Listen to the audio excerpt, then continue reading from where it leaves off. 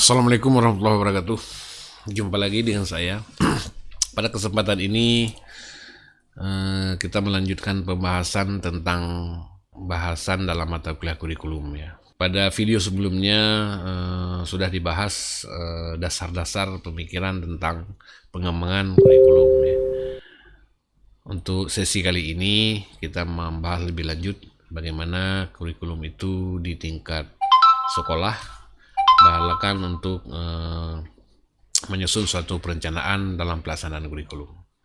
Bagaimana penjelasan?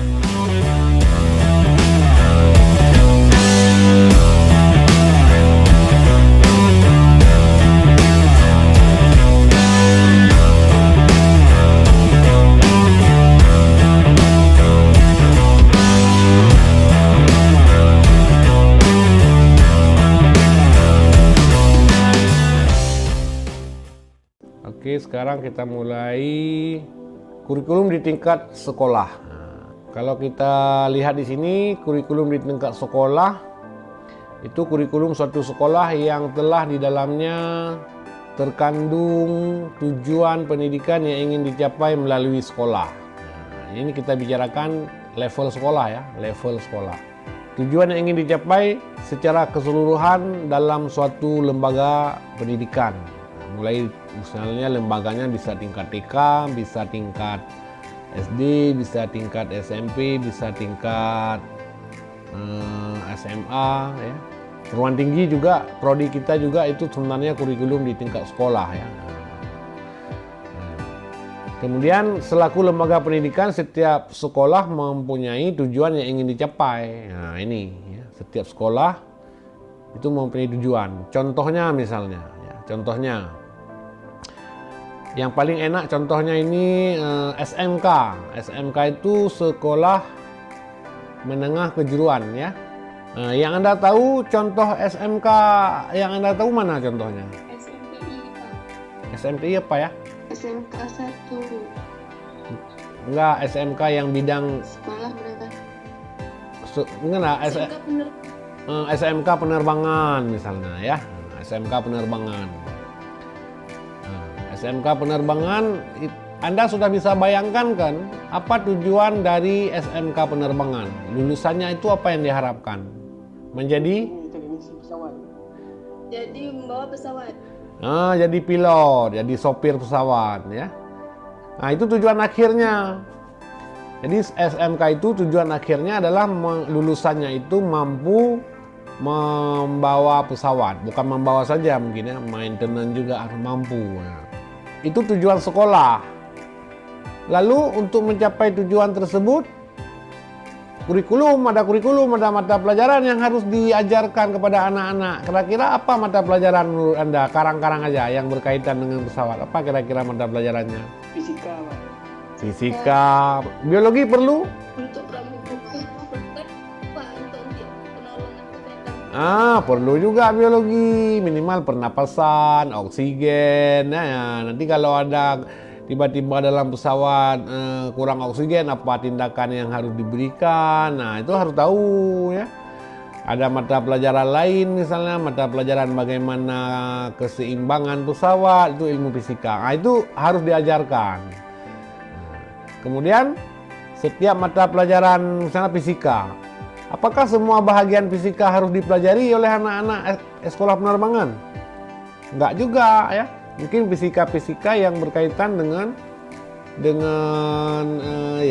udara, dengan gaya gerak dan macam-macam. Nah, itu yang diharapkan. Contoh lain misalnya SMK Tata Boga. SMK Tata Boga tahu kan? Tahu. Apa tujuan akhir dari SMK Tata Boga? Jadi koki. Menjadi koki siswanya. Kalau menjadi koki, kira-kira mata pelajaran apa yang harus diajarkan? Gizi. Ilmu gizi, bahan makanan, pengolahan makanan misalnya, itu harus diajarkan. Nah, itu namanya tujuan akhir. Untuk mencapai tujuan akhir dari suatu sekolah itu adalah kurikulum tingkat sekolah namanya. Kalau SMA itu tujuan akhirnya itu bukan untuk keahlian ya SMA. Misalnya Anda dulu masuk SMA. Nah, lulusan SMA disetting lulusannya untuk apa kira-kira kalau lulusan SMA? Adinda Eka? Untuk persiapan masuk universitas. Ya, untuk persiapan lanjutan sekolah lanjutan. Nah, itu namanya umum ya. Nah, walaupun ada teman-teman Anda itu yang tamat SMA itu sudah pensiun ya, tidak melanjutkan lagi, tapi harapannya bisa melanjutkan ke jenjang pendidikan lebih tinggi lagi. Yaitu tujuan dari SMA. Ada juga tamat SMA sudah memilih profesi lain ya, misalnya ibu rumah tangga. Ada kawan-kawan Anda yang sudah lama SMA jadi ibu rumah tangga? Ada. Ada ya? Ya, Pak.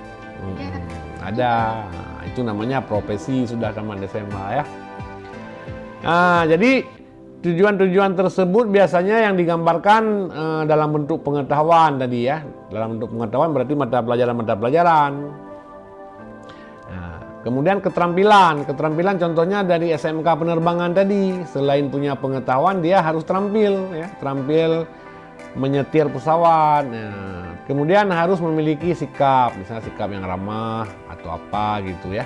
Nah, contohnya kalau di kita program studi pendidikan biologi, salah satu tujuan sikapnya adalah menciptakan atau melahirkan guru-guru yang Islami, yang jujur. Nah, itu. Nah, ini sudah disampaikan tadi. Tujuan dari sekolah dinamakan tujuan institusional ya. Misalnya SD, SMP, SMA, SMK dan sebagainya. Atas dasar ini kemudian ditetapkan bidang studi. Ya. Kalau sudah ada tujuan sekolah, baru dirancang bidang studi, mata pelajaran apa yang harus dipelajari, yang akan diajarkan sekolah tersebut. Misalnya untuk SMA ya, SMA itu mata pelajaran umum, biologi, kimia, fisika. Nah itu umum-umum semua. Karena apa? Karena memang lulusannya difokuskan atau disiapkan untuk ke jenjang pendidikan berikutnya. Nah, tapi kalau di tingkat SMK ini itu mata pelajarannya beda dengan SMA ya. Walaupun ada kimia, biologi, fisika ada, cuman sekedar ya. Tapi yang lebih dititik beratkan kepada bidang-bidang dari SMK tersebut. Ya. Kemudian tujuan yang ingin dicapai dalam bidang studi, ya, tadi kan tujuan institusional ya. Apa tujuan alumni sekolah? Nah, itu dituangkan ke dalam bidang studi. Kemudian dari bidang-bidang studi tersebut dijabarkan dalam bentuk pengetahuan, keterampilan, dan sikap juga. Nah, misalnya apa? Di SMK ada mata pelajaran biologi, atau di sekolah SMK penerbangan ada mata kuliah biologi, mata pelajaran biologi. Jadi di biologi itu apa saja yang ditampilkan atau yang diajarkan. Tidak sama dengan biologi yang diajarkan di SMA. Ya, seperti itu ya. Untuk sekolah perawat, nah sekarang Anda banyak ya banyak sekarang sekolah-sekolah yang berat ke teknis ya. Misalnya sekolah perawat itu disiapkan alumninya menjadi seorang perawat. Kemudian ada lagi sekarang timbul sekolah bidang anestesi misalnya yang khusus untuk urusan pembiusan ya. Ada sekolah SMK operasional elektronik ya, ada juga macam-macam sekolah sekarang SMK itu. Itu semua kurikulumnya itu dijabarkan dalam pengetahuan, keterampilan, dan sikap setiap mata pelajaran dari sekolah tersebut. Nah, inilah yang namanya kurikulum tingkat sekolah.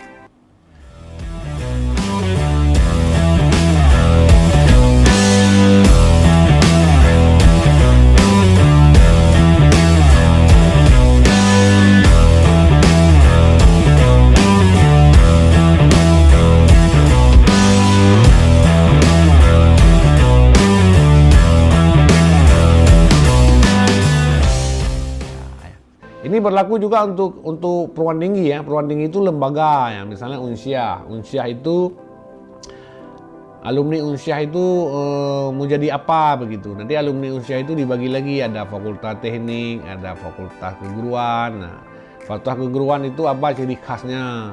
Ya, mata kuliah apa yang harus ditempuh. Makanya di tingkat fakultas ada mata kuliah tingkat fakultas ya. Kemudian di tingkat fakultas pun ada prodi-prodi, ya, seperti prodi kita. Prodi itu juga itu kurikulum tingkat sekolah juga sebenarnya ya. Cuma yang jangan Anda membayangkan bahwa kurikulum tingkat sekolah itu mesti SMA ya. Prodi juga itu prodi kita juga dianggap kurikulum tingkat sekolah karena ada tujuan institusional.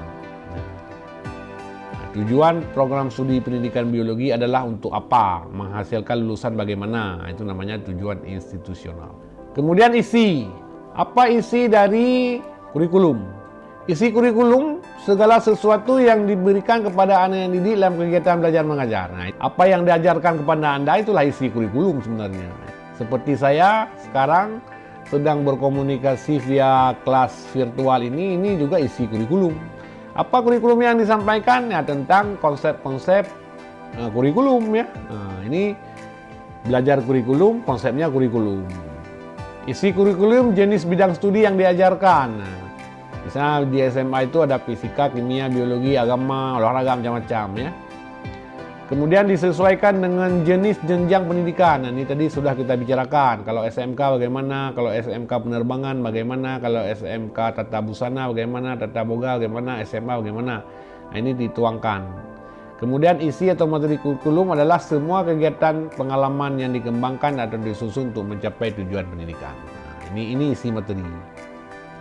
Kemudian yang kedua proses. Ya. Kalau proses apa? Proses menuju kepada pendekatan metode serta cara mengajar, pelatihan mengajar yang digunakan dalam pembelajaran. Nah, ini proses. Saat ini saya dengan Anda ini sedang melakukan proses pembelajaran. Ya. Peralatan yang digunakan apa kira-kira? Peralatannya ya komputer ya. Dan fasilitas lainnya, jaringan internet. Kemudian strategi pelaksanaan kurikulum berhubungan dengan kurikulum itu dilaksanakan di sekolah, mengantarkan anak didik untuk mencapai tujuan. Nah, jadi singkat ceritanya ya, kalau proses itu adalah segala sesuatu yang dilakukan oleh guru dan murid, guru dan peserta didik di dalam kelas untuk mencapai tujuan tertentu, itulah yang disebut dengan proses pelaksanaan kurikulum. Nah, sekarang ada kata kunci nih, strategi. Strategi apa yang digunakan? Nah, tergantung guru menggunakannya ya. Dan yang terakhir dari kurikulum itu evaluasi. Jadi kurikulum itu harus ada evaluasi. Ya. Kurikulum dievaluasi untuk berfungsi mengetahui apakah tujuan yang ditetapkan telah tercapai atau belum. Nah, ini evaluasi. Jadi ada evaluasi tingkat sekolah, ada evaluasi tingkat mata pelajaran. Contoh yang paling enak adalah evaluasi tingkat pelajaran. Nah, misalnya contoh yang paling dekat aja nih ya. Kita hari ini belajar mengenai kurikulum dengan Bapak ya. Nanti di akhir dari proses perkuliahan ini, Bapak melakukan evaluasi.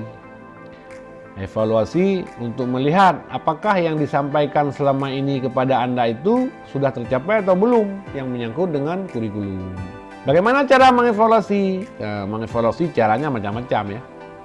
Karena nanti Anda ini belajar di mata kuliah evaluasi. Cara evaluasi tidak mesti ujian ya, bisa melalui tugas, bisa melalui presentasi, bisa melalui macam-macam. Dapat kita lakukan evaluasi itu. Ya. Cuma yang paling gampang biasanya ujian ya. Ujian pun macam-macam, ada yang objektif, subjektif dan seterusnya. Nah, ini Anda tahu tujuan pendidikan nasional? Pernah baca? Coba baca Nadia Putri, Amini, Aritonang. Apa tujuan pendidikan nasional Indonesia? Dalam Undang-Undang Nomor 20 Tahun 2003 menyebutkan bahwa pendidikan nasional berfungsi mengembangkan kemampuan dan membentuk watak serta peradaban bangsa yang bermartabat dalam rangka mencerdaskan kehidupan bangsa, bertujuan untuk berkembangnya potensi peserta didik agar menjadi manusia yang beriman dan bertakwa kepada Tuhan Yang Maha Esa, berakhlak mulia, sehat, berilmu, cakap, kreatif, mandiri, dan menjadi warga negara yang demokratis serta bertanggung jawab. Oke, cukup. Coba Anda lihat dulu, ini tujuan pendidikan negara Republik Indonesia. Ya. Banyak sekali ya. Harus bertakwa kepada Tuhan, harus berakhlak mulia. Sekarang Bapak tanya, ini berakhlak mulia. Adakah warga negara Republik Indonesia sekarang yang tidak berakhlak mulia? Ada. Kalau ada di mana? Kalau ada, apakah tujuan itu sudah tercapai? Belum. Kalau tidak tercapai di mana kira-kira salahnya ya? Bukan, salahnya mungkin dalam pelaksanaan kurikulum pembelajaran itu tidak mempersiapkan anak didik di setiap lembaga pendidikan itu untuk berakhlak mulia mungkin. Itu di lembaga sekolah ya, ataupun dari pihak keluarganya pun tidak mendidik anaknya berakhlak mulia. Nah, itulah gagal. Tapi jangan salah, ada yang sudah tercapai berakhlak mulia. Contohnya Anda sudah berakhlak mulia belum? Alhamdulillah. Alhamdulillah sudah berakhlak mulia ya. Kira-kira kalau Bapak tanya, Anda berakhlak mulia itu ada nggak pengaruh dari pendidikan SD, SMP, SMA? Ada pula. Ada. Selain keluarga ya, Ada apa? selain pihak keluarga. Jadi kita di SD diajarkan berakhlak mulia, SMP sampai ke program studi pendidikan biologi pun Anda diajarkan atau diajak untuk berakhlak mulia. Nah itu semuanya implementasi tujuan pendidikan nasional itu dituangkan ke dalam kurikulum pendidikan. Baik bidang tingkat lembaga. Nah, kalau kita lihat lagi, berakhlak mulia ini tingkat mata pelajaran. Nah, contohnya misalnya Anda kuliah di biologi sudah semester 3. Berapa mata kuliah sudah Anda lulus? Minimal biokimia. Biokimia sudah lulus ya? Sudah. Selama Anda belajar biokimia, ada nggak Ibu Hafnati menanamkan akhlak mulia? Ada. Ada? Ada apa? Mana contohnya? Nggak boleh nyontek. Nggak boleh nyontek, harus jujur. Nah, itu namanya pelaksanaan tujuan pendidikan nasional di tingkat mata kuliah. Nah, itu ada juga. Kalau di tingkat jurusan, ada juga. Nah, itu semuanya. Ini semua ya. Sehat, berilmu lagi. Berilmu sudah pasti ya. Cakep, cakap ya. Cakap ini artinya bukan ganteng, bukan cantik, tetapi dapat diandalkan lah, disuruh pidato bisa, disuruh ini bisa. Nah, kemudian kreatif, ya, semua ya. Nah, jadi untuk mencapai tujuan pendidikan nasional yang dituangkan dalam undang-undang ini, itu semuanya dilaksanakan melalui implementasi kurikulum pendidikan. Paham ya? Implementasi kurikulum pendidikan ini ada di tingkat lembaga, ya, tingkat lembaga misalnya SD, SMP, ada di tingkat mata pelajaran, malah ada di tingkat materi mata pelajaran. Ya. Misalnya kreatif. Nah, kalau kreatif ini di tingkat materi kuliah apa misalnya contohnya? Ada Pak, Bikin video, nah, itu dituntut kreatif. Itu tingkat apa kurikulumnya? Tingkat mapel, tingkat materi kuliah malah, ya, tingkat paling rendah ya. Jadi dengan Anda membuat satu video pembelajaran saja sudah memenuhi tujuan pendidikan nasional, sudah kreatif Anda. Ini yang diharapkan. Ini capek ini ya, capek. Tapi Anda sudah menjalankan ini secara tidak sengaja. Mungkin Anda sudah menjalankan tapi tidak menyadari ya. Contohnya berakhlak mulia, bertakwa kepada Tuhan Yang Maha Esa, itu sudah dididik sebenarnya ya. Secara walaupun bertakwa ini tidak ada dalam struktur kurikulum. Misalnya ada mata kuliah ketakwaan, nggak ada. Tapi yang ada mata kuliah etika ya. Etika udah ambil ya belum? Tujuan kurikulum ini sudah disampaikan tadi. Tujuan kurikulum pada hakikatnya adalah tujuan dari setiap program pendidikan. Tadi sudah kita bahas. Tapi di sini ada penekanan ya. Penekanannya adalah yang diberikan kepada peserta didik untuk memiliki kompetensi. Kompetensi ini artinya apa? Perpaduan dari pengetahuan, keterampilan, dan sikap. Jadi istilahnya sekarang itu bukan lagi pengetahuan saja, jadi harus dipadu ya. Atau bahasa kerennya itulah kompetensi. Sekarang kalau ditanya, apa kompetensi Anda yang Anda banggakan? Nah gitu, kompetensi itu adalah kemampuan. Jadi Anda tidak hanya sekedar mengetahui, tidak sekedar terampil dan memiliki nilai sikap, tetapi harus bisa Anda mengintegrasikan ketiga-tiganya dalam kemampuan kita. Mana contoh kompetensi? Ya, coba Anda tunjukkan ke saya contoh kompetensi yang Anda miliki, yang ada di dalamnya pengetahuan, keterampilan, dan sikap. Coba Iyuni Nura, mana kompetensi Anda sekarang? Contoh yang sudah Anda miliki. Iyuni bisa bawa motor nggak? Bisa. Motor apa biasanya dibawa? Matic, Pak. Matic. Nah, itu Anda berarti punya kompetensi tentang bawa motor, ya? Motor. punya kompetensi kan? Nah, kemudian kita lihat apa pengetahuan Anda membawa motor. Minimal kan Anda tahu apa fungsi gas, tahu kan? Fungsi bensin, fungsi baterai, fungsi ban, itu namanya pengetahuan. Lalu Anda bisa bawanya dengan baik, ya. Nggak nyentok-nyentok bawanya kan, pelan. Kalau orang dibonceng nyaman di belakang, itu namanya terampil. Kalau beloknya lembut, ngeremnya lembut, itu namanya terampil. Nah, sekarang yang sikap, mana contohnya sikap Yuni dalam bawa motor? Nggak ugal-ugalan. Nggak ugal-ugalan, apalagi kalau ada lampu stopan. Ya, mematuhi peraturan lampu lalu lintas. Kalau merah harus, Berhenti. kalau kuning Bisa jalan, bisa berhenti. Hati-hati. hati-hati. Nah, itu etika. Itu namanya kompetensi. Kalau dalam mengajar, mana contohnya Yuni? Anda mengajarkan untuk adik Anda misalnya mengenai kebersihan.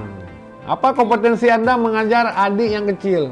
Mengajar kebersihan. Mengajar kebersihan. Kompetensinya apa kira-kira Anda harus ada yang punya kompetensi? Ya, minimal Anda akan tahu kebersihan, apa itu bersih, apa ini ya. Nah, itu harus tahu tentang konsep kebersihan. Itu namanya pengetahuan. Lalu keterampilan? Mana keterampilan Anda dalam itu? Bagaimana cara mengajarkan anak kecil? Nah, itu namanya keterampilan.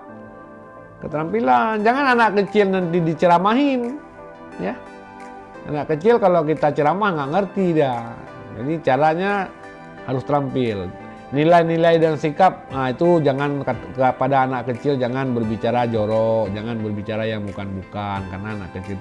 Nah itu namanya kompetensi. Ya. Nah jadi kita guru ini itu harus memiliki kompetensi yang diharapkan ya, kemampuan. Jadi apa itu kompetensi? Antara pengetahuan, keterampilan, dan nilai sikap itu harus bisa kita dalam mengimplementasikan kurikulum. Jadi Anda nanti akan menjadi orang-orang yang bertugas mengimplementasikan kurikulum. Tingkat kurikulum. Nah, Anda ini sudah kita bicarakan tadi. Tingkatan kurikulum itu bertingkat-tingkat ya. Ada tingkatan nasional. Nah, ini sudah dirumuskan tadi dalam Undang-Undang Nomor 3. Nah, ini tingkatan Republik Indonesia. Tentunya beda dengan negara lain ya. Nah, kalau di Jerman mungkin lain lagi tujuan pendidikan nasionalnya, di Singapura lain lagi, di Filipina lain lagi. Setiap negara beda-beda. Di Indonesia seperti yang dituangkan dalam undang-undang ini, itu Indonesia. Nah, sekarang yang perlu kita pegang Indonesia ya. Tapi perlu juga kadang-kadang kita belajar bagaimana tujuan pendidikan di negara lain sebagai contoh. Nah, contohnya misalnya ya yang paling terkenal kalau pelaksanaan pendidikan di dunia ini yang paling terkenal Finlandia ya.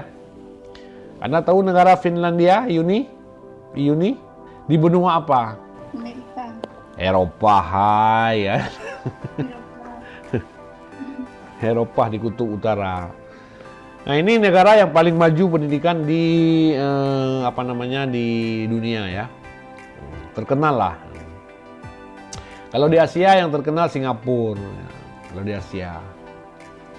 Kemudian di bawah tujuan kurikulum tingkat nasional, tingkat negara ada tujuan institusional tadi sudah kita bahas. Jadi setiap sekolah itu memiliki tujuan masing-masing. Jadi tujuan di setiap sekolah itu sebenarnya menunjang tujuan pendidikan nasional. Karena tidak mungkin tujuan pendidikan nasional itu bidang pendidikan satu ya, tidak mungkin. Jadi dia harus dibagi ke dalam bidang sekolah apa, dan setiap bidang sekolah itu ya ada punya kompetensi lulusan. Kemudian nanti setiap sekolah itu dituangkan lagi ke dalam tujuan kurikuler. Ya itulah yang disebut tadi standar kompetensi. Nah, jadi kurikulum pendidikan biologi itu kompetensi lulusannya apa kira-kira? Nah, ada tuh Anda nanti kalau ke prodi lihat di visi misi ya, visi misinya itu standar kurikulum atau kompetensi yang diharapkan dari alumni biologi. Coba baca lagi visi misi jurusan pendidikan biologi atau program studi pendidikan biologi. Kemudian baru diturunkan lagi. Kalau sudah tingkat mata kuliah ada instruksional umum, kemampuan yang sifatnya lebih luas, dan ada lagi tujuan instruksional khusus, kemampuan yang lebih terbatas harus dapat diukur. Ini ada di mata pelajaran. ada di biologi, misalnya di program kita misalnya di anatomi lah ya. Anatomi itu kan mata kuliah. Kalau di SMA biologi, kalau di kita anatomi tumbuhan misalnya. Anatomi tumbuhan itu waktu Bapak mengajar kepada Anda dulu itu sudah ada tujuan yang dapat diukur. Misalnya mahasiswa saya setelah proses pembelajaran dapat menjelaskan bagaimana struktur dinding sel. Ya, begitu Iuni ya. Tahu nggak bagaimana Iuni struktur dinding sel? Coba jelaskan sedikit. Dinding sel tumbuhan tidak memiliki setiap sel tumbuhan memiliki dinding masing-masing. Ya kan? Pada dinding sel terdapat plasmodesmata, pada dinding sel terdapat nokta, dinding sel disusun oleh selulosa. Itu baru dinding sel. Ini apa?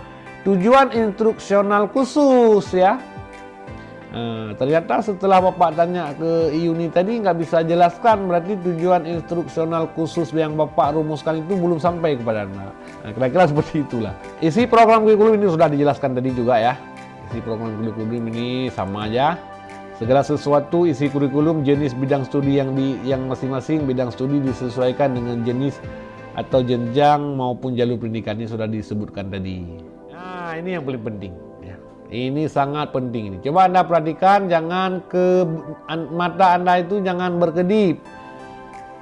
Jangan kedip-kedip mata ya. Pelototin. Kemudian kuping jangan ada dengar yang lain. Materi kurikulum dan pembelajaran. Materi kurikulum berupa bahan pelajaran ya yang sudah kita jelaskan tadi, mengacu pada pencapaian tujuan satuan pelajaran. Kemudian diarahkan untuk mencapai tujuan pendidikan nasional. Ini materi kurikulum. Yang menyangkut dengan materi harus dijabarkan seperti ini. Contohnya misalnya ya, materi pelajaran itu harus ada mengandung teori, harus mengandung konsep, harus ada generalisasi, harus ada prinsip, harus ada prosedur, harus ada fakta, harus ada contoh-contoh dan definisi. Nah, sekarang Bapak acak ini. Misalnya materi pelajaran itu harus mengandung prosedural.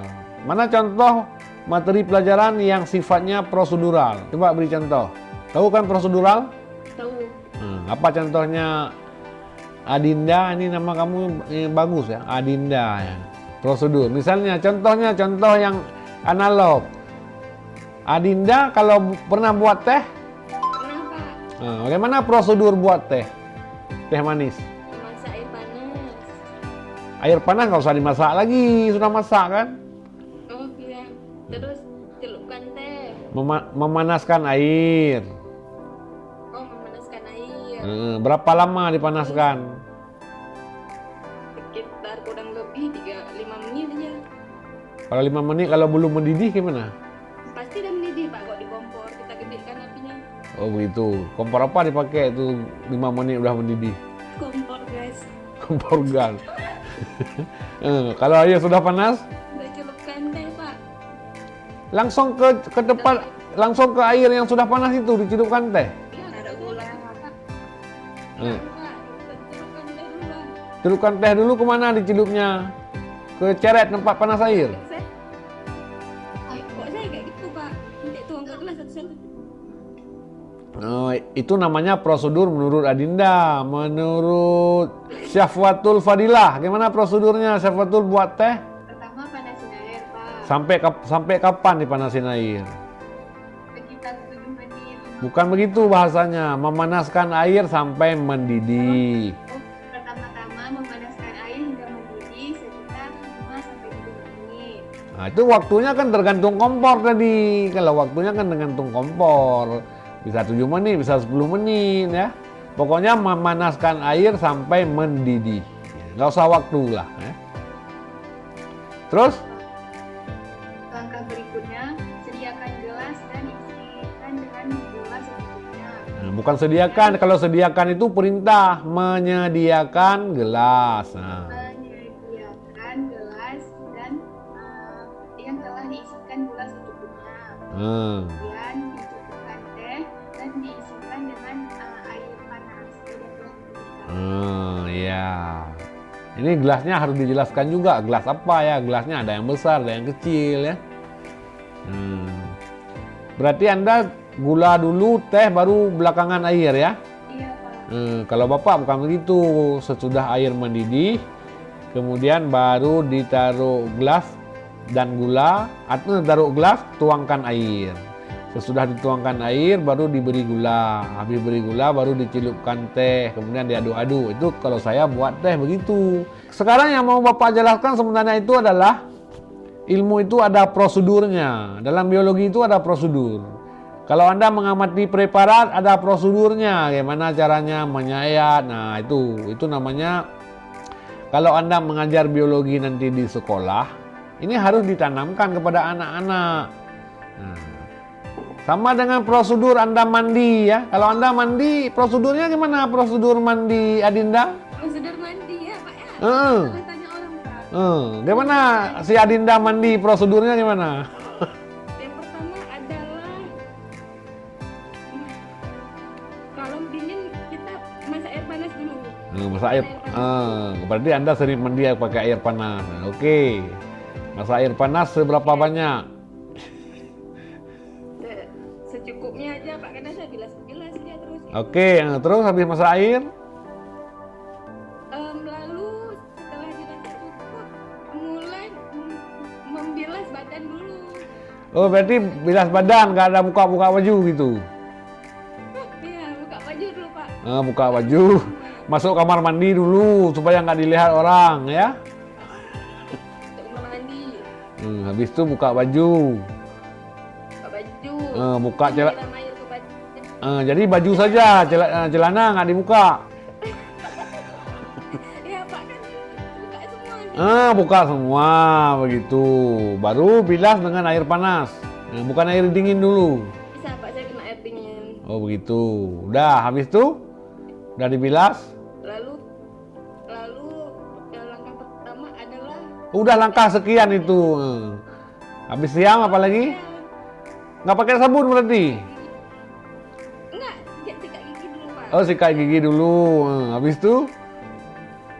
Sikat gigi, kemudian saya baru mulai memakai sabun. Hmm. Menggunakan sabun dulu, setelah susut gitu. Sabun apa? Sabun cair, sabun biasa? Sabun cair. Sabun cair. Merek? Merek. Kenapa bertanya sabunnya? Saya ganti-ganti apa yang mau beli? Oh gitu.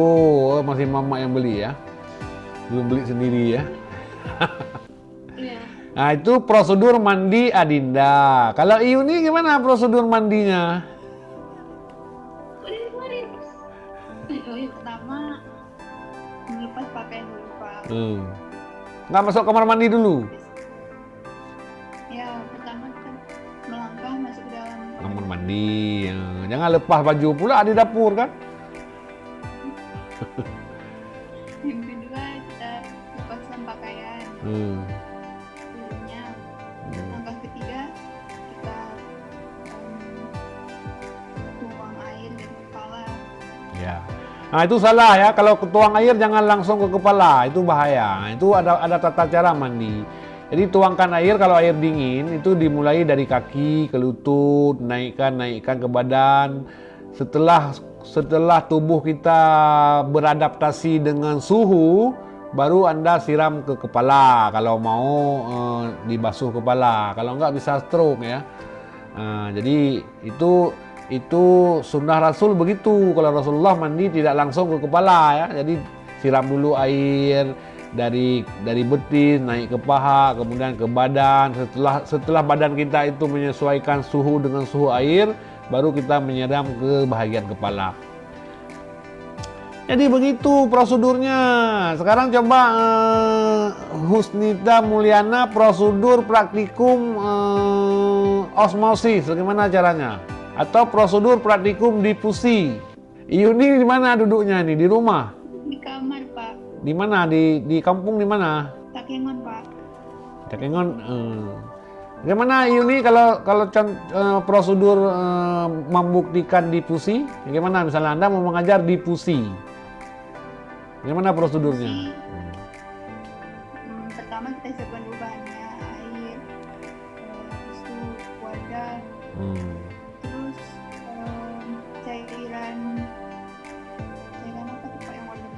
tinta lah. Tinta kan boleh juga. Ya, Kita semprot ya.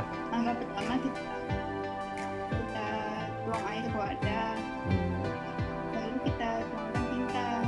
Setelah itu nanti kita ukur kelembaran difusinya. Kita suruh amati. Menggunakan Kita suruh amati difusi itu nggak bisa diukur ya, nggak bisa diukur difusi, diamati. Nah, jadi kan yang ingin Bapak sampaikan dalam kita menyajikan materi pelajaran untuk melaksanakan kurikulum itu harus ada prosedur. Kemudian satu lagi misalnya fakta. Mana contoh fakta dalam biologi kalau kita mengajar? Misalnya Anda mau mengajar menunjukkan fakta, mana contohnya misalnya? Ciri-ciri dari tumbuhan. Ciri-ciri tumbuhan siapa nih? Khairun Nisa ya. Nah, ciri-ciri tumbuhan faktanya apa? Khairun Nisa? Yang kasih tahu tuh sesuai sama tubuhnya. Nah, contoh konkret lah, mana contoh konkret? Dinding sel, ada faktanya. Kalau Anda kalau Anda misalnya ngomong kan, pernah lihat buah apel kan? Pernah Adinda? Pernah. Apa warna buah apel? Buah apel warnanya putih. Warna hijau.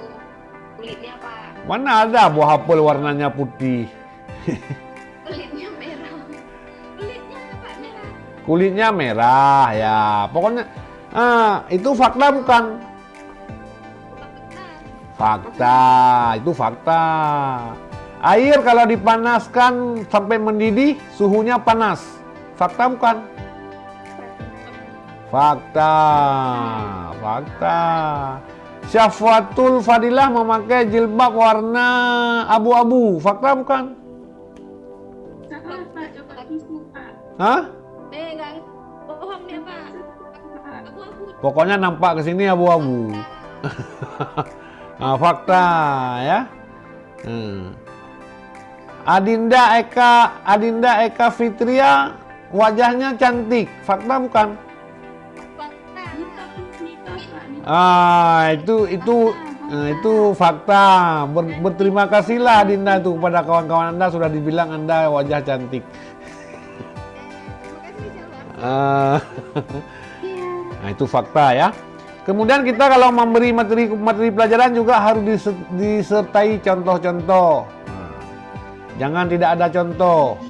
Kemudian harus kita mendefinisikan ya, memberi definisi. Nah, kemudian jadi prinsipnya pelaksanaan materi kurikulum itu dalam kita mengajar melaksanakan implementasi kurikulum itu harus memuat semua ini. Ya, ini capek ya. Capek memang ya, berat ini ya. Seperti generalisasi ini dapat mengambil kesimpulan nanti dari suatu percobaan, dapat digeneralisasi. Kemudian ada konsep-konsep, misalnya definisi singkat. Ya. Ini banyak ini Anda pelajari, tapi Anda tidak menyadari. Contohnya, saya mau nanya misalnya, apa yang dimaksud dengan difusi? Itu masuk ke kategori mana? konsep. Masuk ke konsep atau masuk ke teori boleh. Atau masuk ke definisi. Ya, itu. Mana contoh difusi? Masuk ke mana? Contoh dan Masuk ilustrasi. Ya, contohnya menyemprot parfum. Jika Anda menyemprot parfum ke badan, nanti wangi parfum itu, kalau parfumnya wangi, kalau parfumnya nggak wangi berarti nanti yang nggak wanginya ya, dia akan menyebar ke seluruh ruangan. Nah, itu contoh. Nah, jadi kita mengajar itu tidak sekedar mengajar itu melepaskan apa yang ada di buku, jadi harus memperhatikan konsep-konsep generalisasi ini. Ini materi kurikulum dan pembelajaran yang kita laksanakan ya. Itu harus paham Anda ini.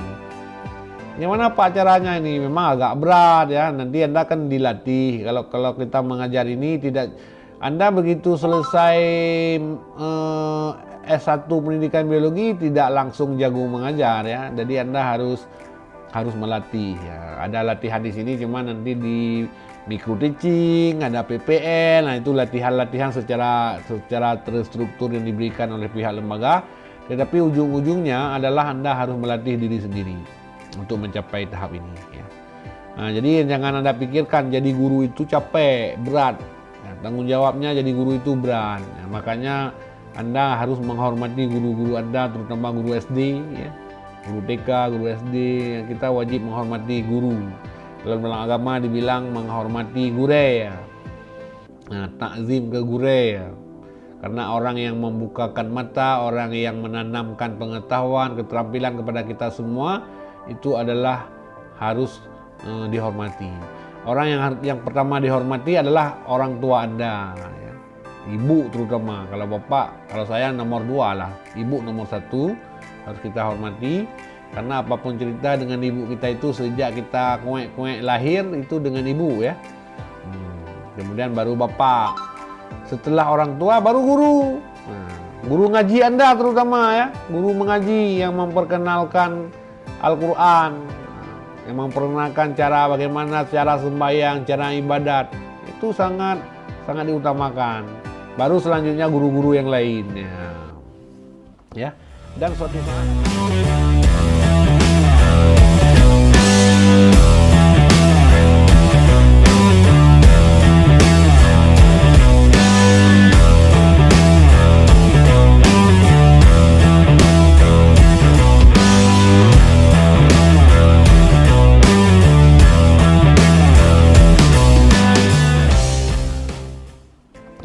dan suatu saat Anda akan menjadi guru, minimal jadi ibu rumah tangga juga jadi guru, ya.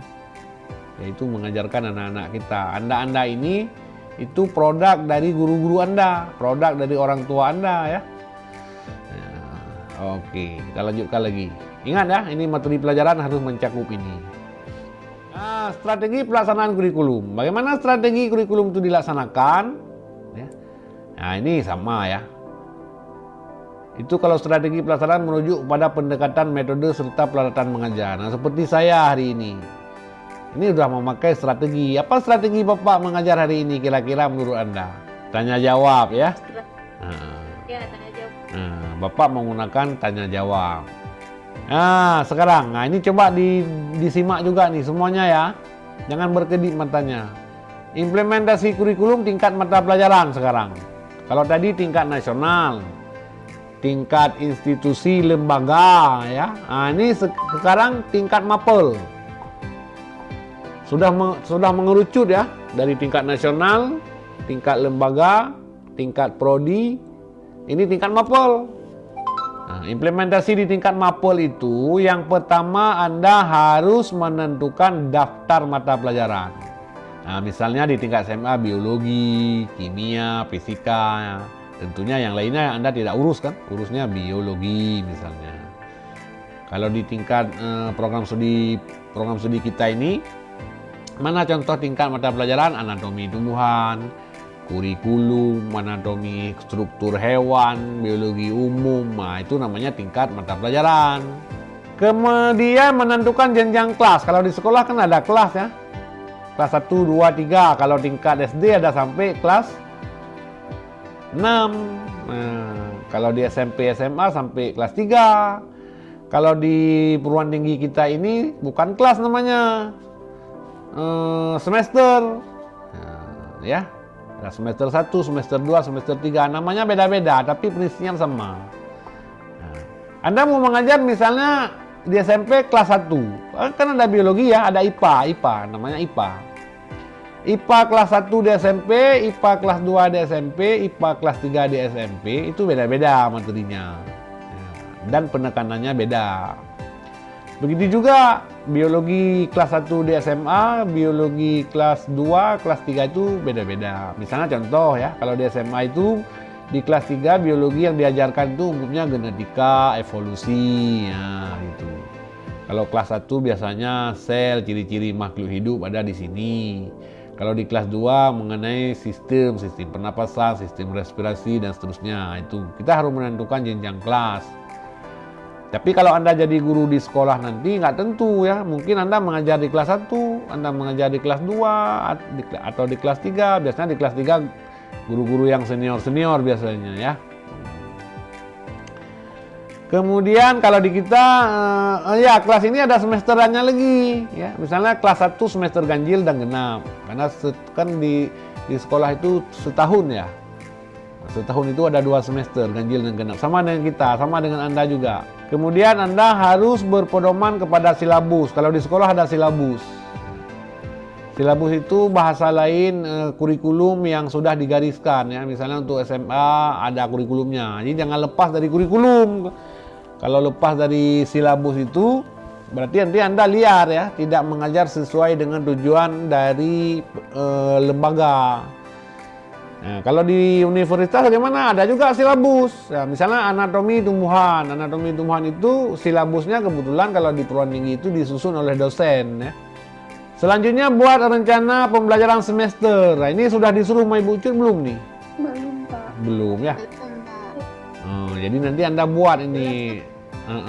Jadi Anda dengan Bapak ini tugas akhir Anda nanti dalam mata kuliah kurikulum ini tidak ada ujian dengan Bapak ya. Bapak tidak melakukan ujian, hanya Anda membuat rencana pembelajaran semester, RPS namanya. Jadi Anda nanti pilih satu topik biologi yang diajarkan dalam satu semester. Nah, sesudah Anda susun RPS nanti ini setiap misalnya RPS dalam satu semester kan banyak ya materinya. Materinya satu semester apa saja yang dibicarakan ya. Nanti contohnya di Bapak kasih tahu ya. Kemudian nanti Anda membuat rencana pembelajaran RPP untuk satu materi. Jadi ada 2 tugas, buat RPS, buat RPP. RPP ini nggak usah banyak ya. Anda pilih aja topik yang paling sempit, yang paling Anda kuasai. Misalnya apa misalnya? Saya hari ini mau mengajar tentang plastida atau kloroplas, atau saya mau mengajar ciri-ciri makhluk hidup. Nah, jadi RPP-nya hanya untuk ciri-ciri makhluk hidup saja, satu. Tapi kalau RPS banyak ya, RPS itu mencakup semua materi dalam satu semester. Tapi nanti RPP Anda buat dalam satu topik pembelajaran ya. Contohnya ada nanti. Nah, jadi ini tugas nanti ya.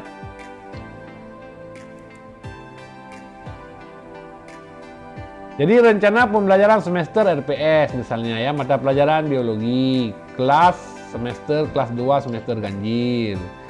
Tahunnya nanti Anda buat, guru mapel misalnya Muntasiroh SPD. Nanti nama Anda sini ya.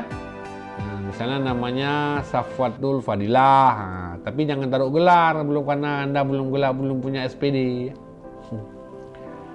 Kemudian capaian pembelajaran, ini yang kita bicarakan tadi, CPL. Ranah sikap, apa kira-kira ranah sikap? Bertakwa kepada Tuhan Yang Maha Esa dan mampu menunjukkan sikap religius. Nah, ini Anda tulis. Berapa banyak apa?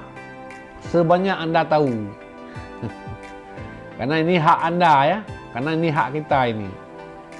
Kemudian ranah keterampilan umum, mampu menerapkan pemikiran logis, kritis, dan sistematis. Ya, misalnya ini contoh, mau tambah lagi silakan. Ranah keterampilan khusus misalnya apa? Mampu memecahkan masalah iptek. Atau mampu menggunakan mikroskop dengan baik. Baru ranah pengetahuan. Nah, ranah pengetahuan yang biologi ini apa kira-kira nanti? Anda pilih topik. Menguasai konsep, dapat menguasai tentang pengetahuan tentang ciri-ciri makhluk hidup misalnya ya. Yang kedua apalagi misalnya dapat dalam satu semester ini apa yang diajarkan misalnya. Nah, Anda harus telaah dulu dalam semester 2 semester ganjil itu mata pelajaran apa saja yang harus dijelaskan, maka Anda rumuskanlah di sini. Ya. Setiap ranah pengetahuan yang ada dalam semester ganjil ini. Kemudian kriteria evaluasi, nah, ini bisa anda modifikasi. Nah, ini bisa Anda robah sesuai dengan format Anda. Misalnya Anda tidak mengukur kehadiran, yang jangan taruh ya. Pokoknya apa yang diukur dalam evaluasi itu harus ditaruh. Jumlahnya formulasinya seperti inilah. Nah, kemudian nanti Anda buat jadwal atau uraian materi kegiatan pembelajaran dalam satu semester. Nah, ini Anda ingat. Misalnya satu semester berapa minggu misalnya ya. Kalau Anda itu satu semester 3 bulan sekian minggu. Nah, misalnya minggu pertama, minggu kedua, dan seterusnya berapa minggu.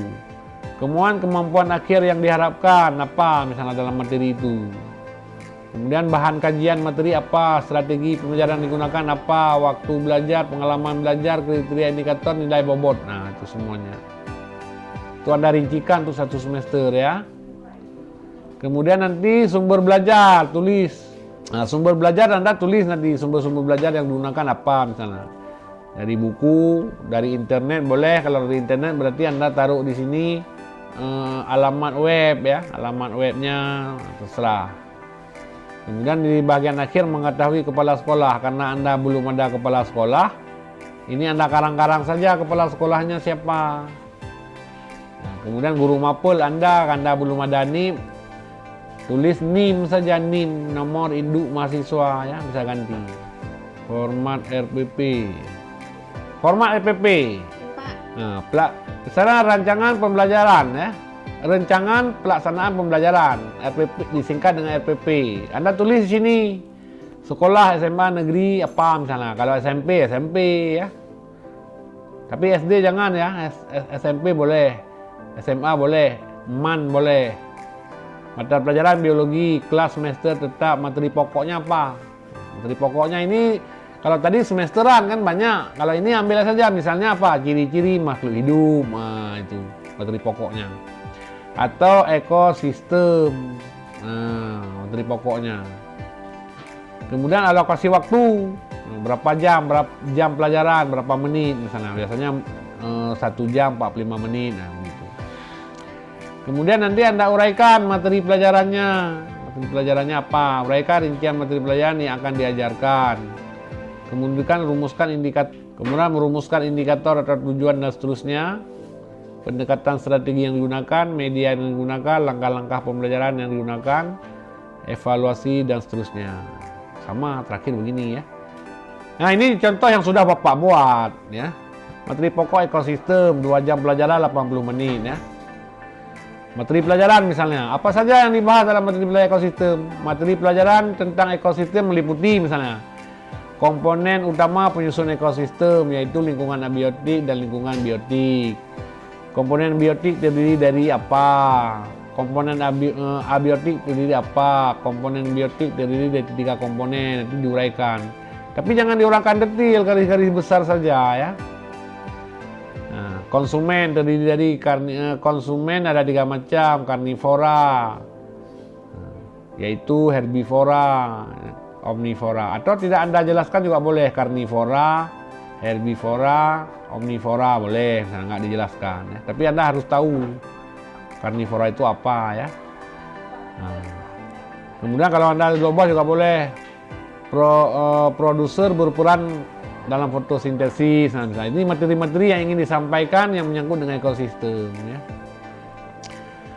Kemudian indikator. Nah, indikator atau tujuan pembelajaran itu harus sesuai dengan materi.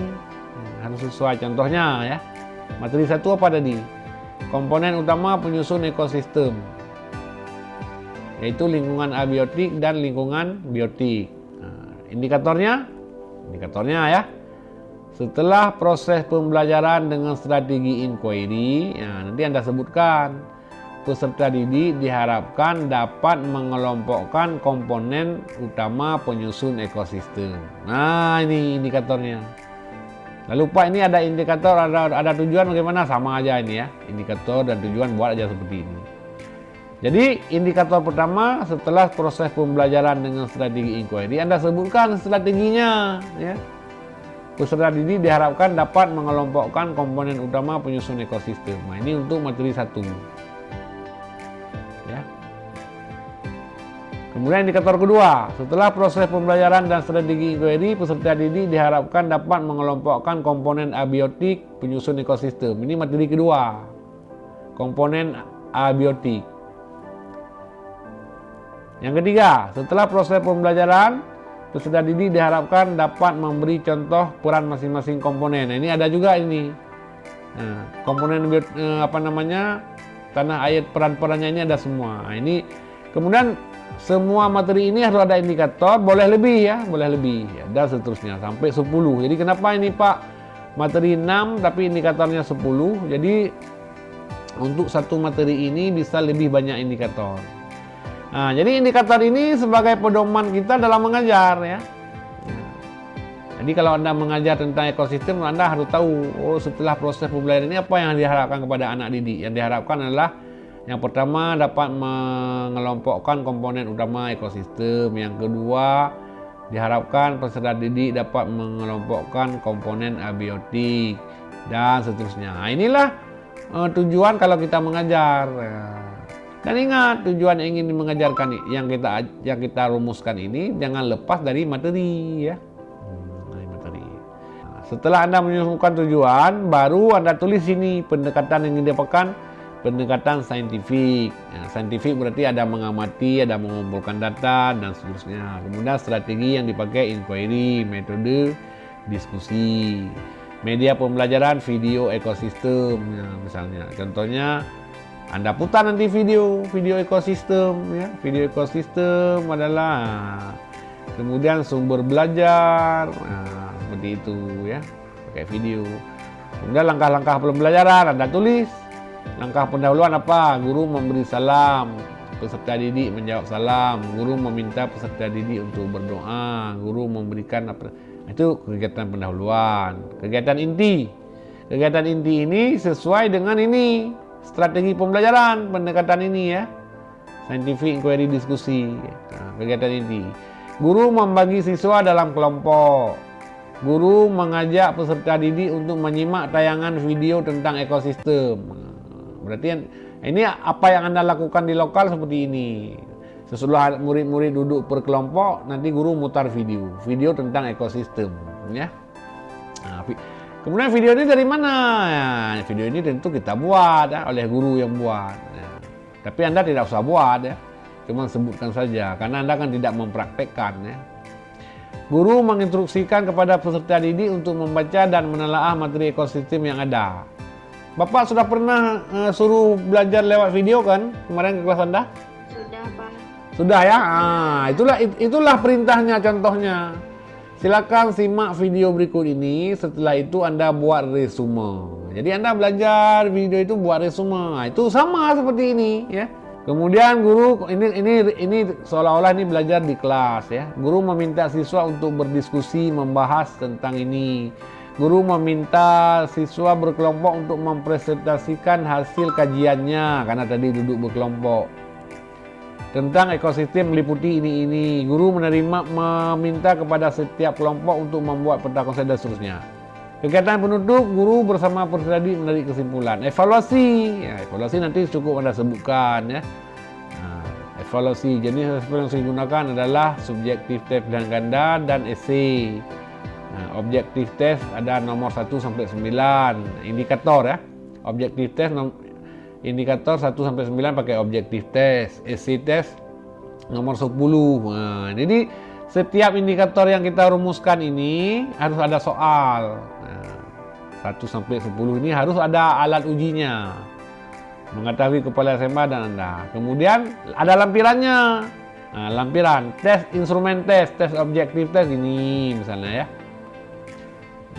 Sampai 10. Tapi Anda nggak usah buat sampai ke sini lah. Nggak usah buat ini. Cukup sampai sini aja ya.